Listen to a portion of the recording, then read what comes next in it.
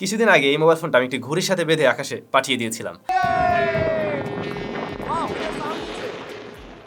ভিডিওর শুরুতে স্পয়লার, যাদের বাজেট 18 থেকে 20,000 এবং খুবই গুড লুকিং স্মার্টফোন পাশাপাশি ডিসপ্লেটা সুপার কোয়ালিটির হতে হবে, তাদের জন্য আজকের ভিডিওটা। আশা করছি পুরো ভিডিওটা দেখবেন যদি আপনার বাজেট 18 থেকে 20,000 হয়ে থাকে। Hello everyone, welcome to SamZone। আজকের ভিডিওতে আমরা কথা বলছি ইনফিনিক্সের একেবারে লেটেস্ট লঞ্চ হয় স্মার্টফোন ইনফিনিক্স নোট 12। এই মোবাইল ফোনটি দেশের বাজারে একটি ভ্যারিয়েন্টে লঞ্চ হয় 6/128GB, তবে আপনি আরও 5GB এক্সটার্নাল র্যামও পাবেন, ভার্চুয়াল র্যাম পাবেন। এর দাম 18,999 টাকা। আমরা এই স্মার্টফোনের সাথে না বক্স টক্স পাইনি, মোবাইল ফোনটি শুধু এসেছিল, যে কারণে বক্স আর দেখাতে পারলাম না। আপনারা জানেন অ্যাজ ইউজুয়াল কী কী থাকে। আমরা যদি ফার্স্টে স্মার্টফোনটার ডিজাইন অ্যান্ড বিল্ড কোয়ালিটি নিয়ে বলি, এটা একটু বক্সি শেপে এসেছে। বর্তমান সময় ম্যাক্সিমাম স্মার্টফোনগুলো এমন দেখি। এটা ডিজাইনের দিক থেকে বেশ সুন্দর হবে। রিয়ার প্যানেলটা একটু ফ্রস্টেড গ্লাস টাইপের, যদিও এটা প্লাস্টিকে তৈরি, বাট দেখতে একদম গ্লাসের মতোই লাগবে। উপরের দিকটা একটু গ্লোসি ফিনিশড, নিচের মানে ক্যামেরা মডিউলের সাথে অংশটা গ্লোসি ফিনিশ, নিচের অংশটা টোটালি ম্যাট ফিনিশ বা ওই যে ফ্রস্টেড। ক্যামেরা মডিউল আমরা দেখছি, যেটাও বেশ সুন্দর, যেখানে 3টি সেন্সর রয়েছে এবং কোয়াড এলইডি ফ্ল্যাশ লাইট রয়েছে।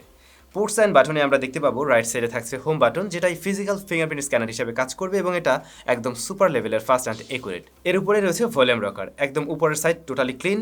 সেকেন্ডারি নয়েজ ক্যান্সেলেশন মাইক নেই স্মার্টফোনে। লেফট সাইডে সিম কার্ড স্লট, নিচে USB type C port, primary microphone, speaker grill এবং 3.5mm headphone jack. By the way, এই স্মার্টফোনে কিন্তু 2টি স্পিকার থাকছে, লাউড স্পিকার হিসেবে 2টি স্পিকারই থাকছে। লাউডনেস আমি বলবো ওকে, আর ফুল ভলিউমে আমাদের ডিভাইস থেকে আমরা তেমন কোনো ডিসটরশন পাইনি। তবে যা মনে হলো আরেকটু লাউড, পাশাপাশি যদি একটু বেসে সাউন্ড দিত তাহলে এর সাউন্ডটা শুনতে আরও বেশি ভালো লাগতো। তবে অ্যাটলিস্ট এখানে আমরা 2টি স্পিকার পাচ্ছি, এটাই বা কম কিসে। বলতেই তো ভুলে গেলাম, এর বডি ফ্রেমটা কিন্তু প্লাস্টিকে তৈরি। ফোনটা খুব বেশি মোটা না, অনেক বেশি ভারী এমনও না। তবে এক হাতে ব্যবহার করতে গেলে ছোট হাত যাদের, তাদের একটু সমস্যায় পড়তে হবে, বাট বড় হাত হলে আপনি হয়তো চালিয়ে নিতে পারবেন। তবে এর ডিজাইনটা বেশ সুন্দর, নতুনত্ব আছে। অ্যাটলিস্ট এর আগে আমরা বেশ কিছু ভিডিওতে বলছিলাম যে ইনফিনিক্সের ফোনের ডিজাইন একটু চেঞ্জ আনা উচিত।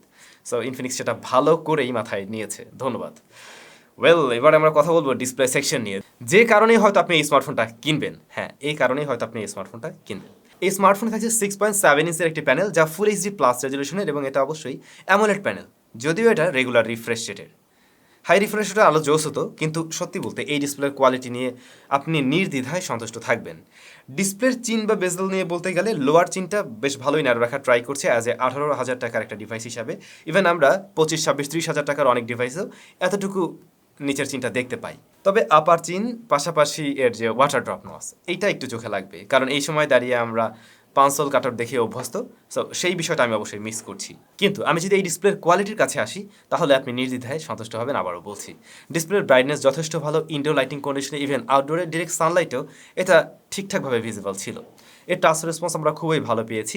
ডিসপ্লের কালার রিপ্রোডাকশন নিয়ে বলতে গেলে অ্যামোলেড প্যানেল খুবই ভাইব্রেন্ট, খুবই কালারফুল, যে কোনো অ্যাঙ্গেল থেকেই বেশ ভালো লাগছিল। ইভেন আমি যদি 20-22 আরেকটু বেশি বাজেটের স্মার্টফোনের সাথে কম্পেয়ার করি, যেগুলোতে কিনা অ্যামোলেড, সুপার অ্যামোলেড রয়েছে, তাদের সাথে কম্পেয়ার করতে গেলেও আপনার কাছে এই ডিসপ্লেতে যে কোনো কন্টেন্ট ওয়াচিং বেশি ভালো লাগবে আই থিঙ্ক। এবং আমার মনে হয় যারা প্রচুর ভিডিও টিডিও দেখেন, গেমিংও করেন, তাদের কাছে এই ডিসপ্লেটা ডেফিনেটলি পছন্দ হবে। শুধু আমরা এখানে মিস করছি হাই রিফ্রেশ রেট। আমি আবারও বলবো, যারা 18-20 হাজার টাকার মধ্যে বেশ ভালো ডিসপ্লেযুক্ত একটি স্মার্টফোন কিনতে চান, তাদের জন্য এটা রিকমেন্ড করা যায় ইজিলি। আচ্ছা, এবার আলোচনা করা যাক এর পারফরমেন্স নিয়ে। আমি শুরুতেই বলছিলাম স্মার্টফোনটা দেশের বাজারে একটি ভ্যারিয়েন্টে এসেছে, 6GB র্যাম, 128GB স্টোরেজ, পাশাপাশি আমরা 5GB ভার্চুয়াল র্যামও পাবো। এটা রান করছে XOS 10.0.0 বেসড অন অ্যান্ড্রয়েড 11। যদিও একটা ভ্যারিয়েন্ট, তবে ভ্যারিয়েন্টটা খারাপ না। 6GB র্যাম আমার মনে হয় মোর দেন এনাফ। 18-20 হাজার টাকা আমরা যারা ফোন কিনি 6GB হলে চলে যায়, এবং সেই সাথে 128GB, সেটাও ঠিকঠাক আছে। আর থাকে MediaTek Helio Z88। MediaTek Helio Z88 already আমরা আরও বেশ কিছু স্মার্টফোনের সাথে ব্যবহার করেছি, এবং মিডিয়াটেক হেলিও Z85 এর সাকসেসর। কিছুটা আপগ্রেড রয়েছে এখানে। এই প্রসেসরটা বেশ ক্যাপাবল। যদি আমরা 15,000 থেকে শুরু করে মোটামুটি 18,000 টাকা পর্যন্ত ধরি, তাহলেও এটা স্টিল নাও চলছে, মোটামুটি চলে।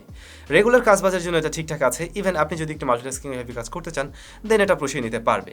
যেমন আমরা এই স্মার্টফোন দিয়ে বেশ কিছু কাজবাজ করা ট্রাই করেছি at a time, YouTube, Facebook, এছাড়াও আমরা ভিডিও এডিটিং সফটওয়্যার ব্যবহার করছিলাম। তো দেখলাম এগুলো মোটামুটি হ্যান্ডেল করতে পারে। অ্যাট এ টাইম আপনি 7-8টা অ্যাপ্লিকেশন নিয়েও ইজিলি কাজ করতে পারবেন, যেগুলো একটু ভারী অ্যাপ্লিকেশনও। আর ওভারঅল এর ইউআই বেশ স্মুথ লেগেছে আমার কাছে। কিছু ব্লোটার আছে এখানে, যেগুলো আপনি আবার ফেলে দিতে পারবেন, অ্যাডের দেখাও পাবেন, সেটাও চাইলে বন্ধ করে রাখা যায়। App open close time decent ছিল, ল্যাগ বা আটকে যাওয়ার মতো বা কোনো ধরনের স্ট্যাটার আমরা এতে লক্ষ্য করিনি এখন পর্যন্ত। এটা হাই রিফ্রেশ রেটের ফোন না হলেও ওভারঅল টাচ রেসপন্স যতটুকু ভালো পেয়েছি, এবং ইউআইয়ের স্মুথনেসের কারণে আমার কাছে এটা ঠিকঠাক মনে হয়েছে। আমার মনে হয় না যে আপনি ওই 90 হার্টজের বিষয়টা খুব বেশি মিস করবেন এখানে। গেমিংয়ের প্রসঙ্গে আসলে আমরা 3টি গেম এটাতে প্লে করি। পাবজি প্লে করা হয়, যা সর্বোচ্চ আপনি এইচডি হাই ফ্রেম রেটে খেলতে পারবেন, এবং পাবজির রেজাল্ট এই স্মার্টফোন থেকে আমরা ভালো পেয়েছি। আমি প্রথমে বলবো যেহেতু ডুয়াল স্পিকার রয়েছে, যার ফলে আমরা একটু সাউন্ডটাও বেশ ভালোই পাচ্ছিলাম, দুপাশ থেকে আসছিল। আর লং টাইম গেমিংয়েও দেখলাম স্মার্টফোনটা ভালো রেজাল্টই করছে। হ্যাঁ, হালকা গরম হয়, যে এই প্রশ্নটাতে হালকা গরম হয়, তবে তাতে করে ফ্রেম ড্রপ বা একদম আটকে যাওয়ার মতো সমস্যা পাইনি।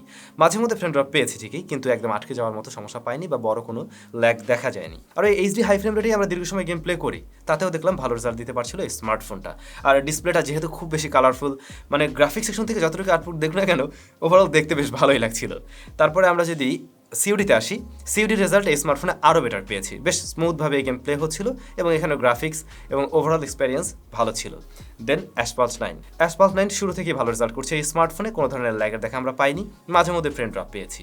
এছাড়া গেমারদেরকে আরেকটু বাড়তি সুবিধা দেওয়ার জন্য এক্সেরিনা ডার্লিংকের মতো সুবিধা রয়েছে এর মাঝে। তো আমার মনে হয় আপনি যদি মোটামুটি মাঝে মধ্যে গেমিং করতে চান, অবশ্যই এই স্মার্টফোন দিয়েও ইজিলি গেমিং করতে পারবেন। বাই দ্য ওয়ে, এতে কিন্তু জাইরো সেন্সিটিভ রয়েছে। ক্যামেরার প্রসঙ্গে আসলে এই স্মার্টফোন নিয়ে আমি একটা বিশেষ এক্সপেরিমেন্ট করি, একটু পরে শেয়ার করবো সেটা।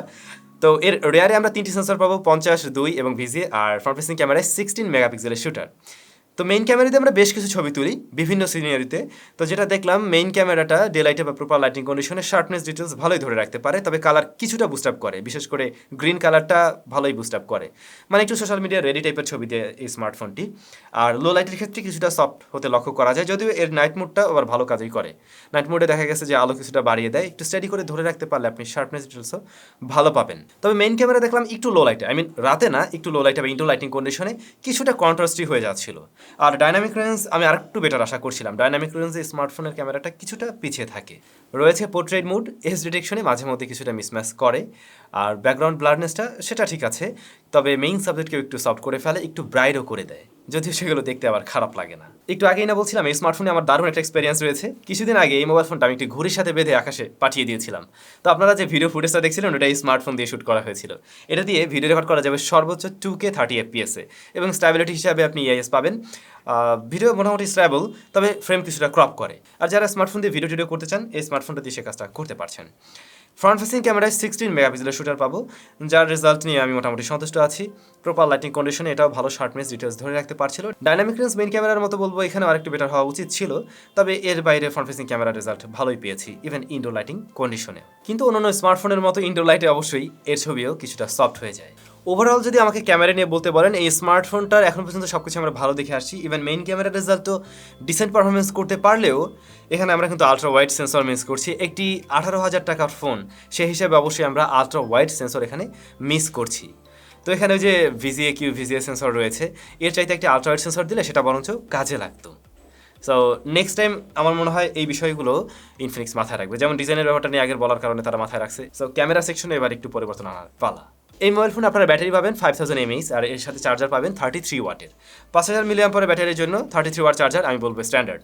তবে দুঃখের বিষয়, আমরা এই চার্জারটি পাইনি। ওই যে বলছিলাম, শুধু ফোনটাই আমাদের কাছে এসেছিল।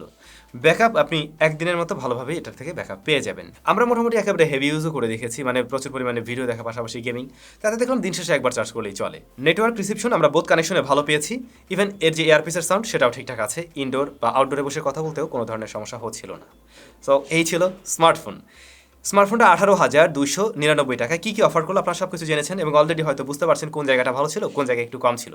তারপরেও লাস্টে যদি আরেকবার আপনাদেরকে একটু আমি ধরিয়ে দিই, তাহলে বুঝতে পারবেন।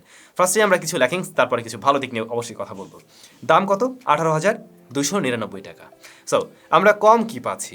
এখানে সেকেন্ডারি নয়েজ ক্যান্সেলেশন একটা মাইক থাকা উচিত ছিল এরকম বাজেটের একটা ফোন হিসেবে। রেয়ারে আলট্রা ওয়াইড ক্যামেরা সেন্সরটি আমি মিস করছি। আর যদি বলতে হয় ডিসপ্লে সেকশন, ডিসপ্লেতে পাঁচল কাট আউট হলে এর ডিজাইন নিয়ে কোনো ধরনের কমপ্লেন আমাদের আর থাকতো না। এরপরে যদি ভালো বিষয়ে আসি, স্মার্টফোনটা খুবই গুড লুকিংয়ের, এবং হাতে নিলেও একটা মনে হয় যে হ্যাঁ, মোটামুটি একটা ভালো স্মার্টফোনই।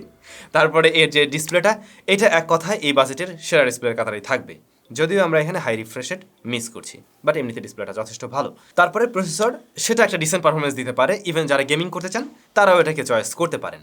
স্মার্টফোনটার ব্যাটারি ব্যাকআপ সেটাও ঠিকঠাক আছে, এবং মেইন ক্যামেরার রেজাল্ট সেটাও আমরা ডিসেন্ট পেয়েছি।